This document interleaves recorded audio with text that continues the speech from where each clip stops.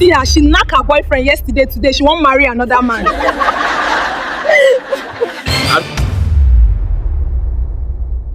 The first time Joseph saw Abigail, she was standing at a bus stop in Benin City. Raining season, her white dress soaking wet, and her face carrying the kind of worry that young girls should never have to carry. Joseph was passing in his Uber. He wasn't supposed to stop. His last passenger had already alighted and he was heading home to rest. But something about her pulled at him. He rolled down his window. "You dey go which side?" She looked at him. Even in the rain, she was beautiful. "Uniben," she said, "but I don't have cash on me. I was supposed to meet my aunt, but she's not picking up." "Get in." "I said I don't have I heard you. Get in." That was the beginning. They got talking and finally exchanged numbers. Her name was Abigail. She was 20 years old, waiting for admission to study mass communication at Uniben. She lived with an aunt who treated her like a house help, sleeping on a mat in the corridor, cooking and cleaning in exchange for a roof. Joseph was 26. He drove Uber in Benin City, made between 5 and 10,000 on a good day, and sent half of it to his mother in the village. He lived in a single room in New Benin. He didn't have so much money, but he had a heart. The next day, he took her to the nearest restaurant, bought her a plate of pepper soup, and drove her back to her aunt's place. She thanked him with tears in her eyes.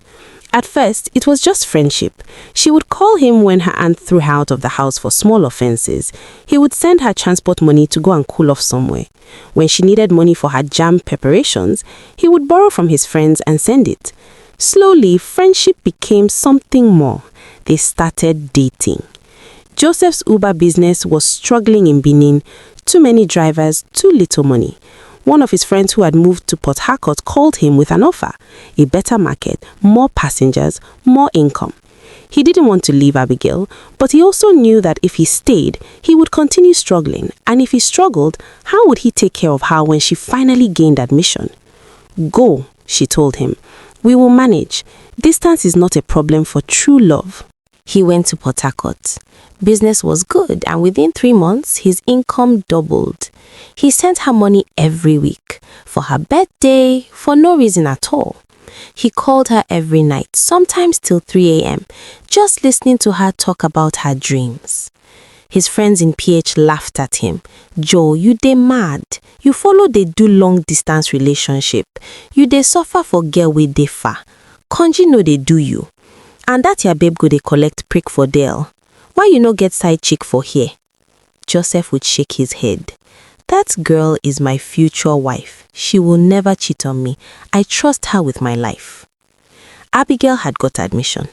He traveled to Benin immediately, took her out to celebrate, bought her a new phone with the money he had saved for 3 months. "You have done too much for me," she whispered, holding his hand. "I haven't even started," he said. "When you finish university, I will marry you. We will build a house, we will have children, we will be happy." She smiled. She believed him. University life changed Abigail. Not in a bad way. She still called Joseph every night, still sent him pictures, still told him she loved him. But slowly she began to meet new people. Classmates, rich fine boys who drove cars nicer than Joseph's Uber. Joseph didn't notice any of the changes. The way she started asking for more money, for group projects, for departmental dues, for end-of-year parties, late replies, and missed calls. When she returned the call, she spoke very fast and gave excuses. But he thought to himself, it's school stress. He borrowed from his friends when he didn't have and took extra shifts and sent everything, all the money. His friends warned him, "Joseph, that girl they use you. When she finish, she go drop you like hot coal." One weekend, Joseph traveled to Benin to surprise her. He didn't tell her he was coming. He wanted to see the joy on her face when she opened the door and saw him standing there. He got to her hostel at 8 p.m. Called her phone. No answer. Called again. No answer. He waited outside her room for 2 hours. When she finally came back, she was with a guy, a fine boy in expensive clothes, holding her hand. Joseph stepped out of the shadows. Abigail froze. The guy looked at Joseph, looked at Abigail, and laughed. "Ah, so na him they send you money? Abigail, you get levels, oh." He walked away, still laughing. Joseph didn't shout, he didn't cry, he just looked at her. "How long?" "Joseph, it's not what you think." "How long?" 3 months, but I don't love him. I love you. It was a mistake." He walked away. He stayed in a hotel that night, didn't sleep, just stared at the ceiling. At 4 a.m., his phone rang. "Abigail." "Joseph, please don't leave me. I was stupid. I was confused. You are the only one who has ever loved me. Please." He wanted to hang up. He wanted to block her and never look back. But he remembered the girl under the broken umbrella. The girl who had no one. The girl he promised to take care of. "I forgive you," he said. "But if it happens again, I'm gone. Forever." She came to his hotel that morning. They made love. They held each other. He convinced himself that it was over, that she had learnt her lesson, and that love could conquer betrayal. Time passed. Abigail had graduated and gotten a job. They continued dating. She visited him on weekends. But this weekend was very different. She came to visit him. She cooked for him, laughed with him, made love to him, held him like she never wanted to let go. "I missed you so much," she kept saying. "I missed you too," he replied. All the time her heart raced. She stayed for 4 days. On the last day, she cooked his favorite meal, jollof rice with fried plantain and chicken. They ate together. When it was time for her to leave, he drove her to the park. She hugged him tight. "I love you, Joseph." "I love you too, Abby. Safe journey." She got on the bus. He waved until the bus disappeared and drove home smiling, not knowing what awaits him. That evening, Joseph was lying on his bed, scrolling through his phone, reminiscing the memories when a message popped up. "Abigail." He smiled. She must have reached home safely. He opened it. It read, "Check the card under the pillow." He smiled, thinking she had planted a surprise gift for him. What card? He lifted his pillow. There it was, a white card with gold lettering. Elegant, expensive. He opened it. His hands began to shake. "Mr. and Mrs. Chukwudi Okafor request the honor of your presence at the wedding of their daughter, Abigail Chidimma, to Chukwuebuka Ikenna Okafor on Saturday 15th at St. Somi Church, Benin City." Joseph read it once, twice, 3 times. His Abigail getting married the coming Saturday to another man. He was shocked, sad. He started sweating. Everywhere went blur. He don't chop breakfast for night. Thoughts crowned him. He started talking to himself. "But she just left. She cooked for me. We nagged. I don't understand. Abi side chick. Since when?" He called her. The number became unreachable. He called again. He called 20 times. She had blocked him. He called from a different number. She picked up, heard his voice, and cut the call. Blocked again. Joseph sat on his bed, the invitation card trembling in his hands, and for the first time in his life, he felt something he had never felt before. Not sadness, not heartbreak, rage. The next 6 days were terrible. Joseph didn't eat. He barely slept. He drove his Uber like a zombie, his mind replaying every moment, every sacrifice, every borrowed money, every midnight call, every promise. His friends noticed. "Joseph, wetin dey happen? You look like person wey see ghost." He showed them the card. They laughed. "Everywhere don blur for my guy eye."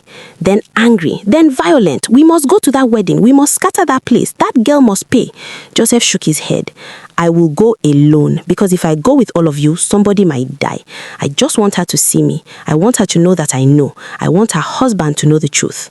Saturday came. Joseph wore his best outfit, a simple black native, clean and sharp. He didn't want to look like a madman. He wanted to look like a man. He arrived at 10 a.m. The wedding was scheduled for 11. Guests were already filling the church. Women in lace and gele, men in agbada, children running between the pews. Joseph sat at the back. He watched. At 11:15, the groom arrived. Chukwuebuka Ikenna Okafor. Tall, handsome, rich. You could tell from the cut of his agbada, the designer shoes, the Rolex on his wrist. His friends surrounded him, laughing, patting his back. Soon, the bride arrived. Abigail stepped out of a white Rolls Royce, her wedding gown flowing behind her like a river of silk. She was stunning, absolutely stunning, the most beautiful woman Joseph had ever seen. His heart broke all over again. She walked down the aisle, smiling, waving at guests, looking at her groom with eyes full of love. She passed Joseph's row without seeing him. The ceremony began. Hymns, readings, a sermon about love and commitment. Joseph sat motionless. Finally, the moment came. The priest looked at the congregation. If there is any person here who knows any reason why this couple should not be joined in holy matrimony, let them speak now or forever hold their peace. Silence. The priest smiled. Very well. Chukwuebuka, do you take... I have a reason. Heads turned. Joseph stood up, walked down the aisle. His footsteps echoed in the silent church. Abigail's face went white. Her mouth opened, but no sound came out. Chukwuebuka frowned. Who are you? What is this? Joseph looked at Abigail, then at the groom, then at the congregation. My name is Joseph. I have been with Abigail for 6 years. I drove Uber to pay for her JAMB. I borrowed money to sponsor her through university. I loved her with everything I had. Murmurs erupted in the church. 4 days ago, Joseph continued, she came to my house in Port Harcourt. She cooked for me. She slept in my bed. We knacked. Now she's getting married. The church went silent. Chukwuebuka stared at Abigail. His face was unreadable. Babe, he said quietly, is this true?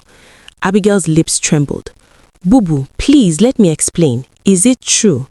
Tears streamed down her face. Yes, but it was before you. It was a mistake. I came to tell him it was over.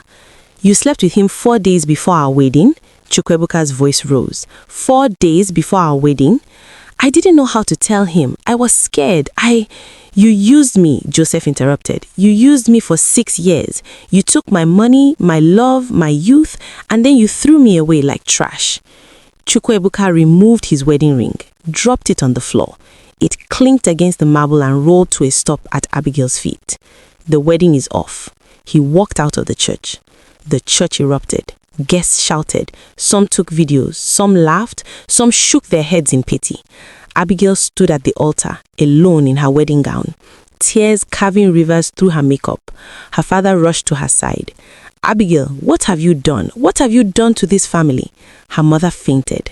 The groom's family walked out in silence, their faces carved from stone. Joseph stood in the aisle, watching. He didn't feel victorious. He didn't feel happy. He just felt empty. Abigail looked at him. Her eyes pleaded. Joseph, why? He walked closer, stopped a few feet away. Because you didn't just break my heart, you broke my spirit. You made me believe in love, and then you used that love against me. I gave you everything, and you left me a card under a pillow. I hope the memory of this day haunts you forever. He turned and walked out.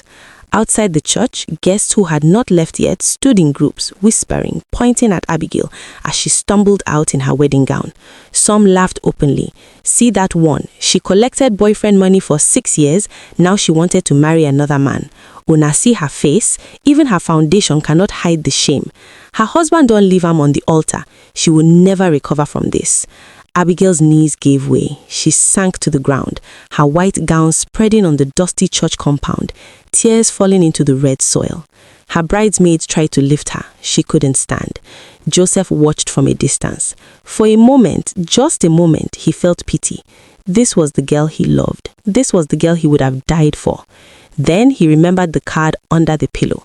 He got into his car and drove away.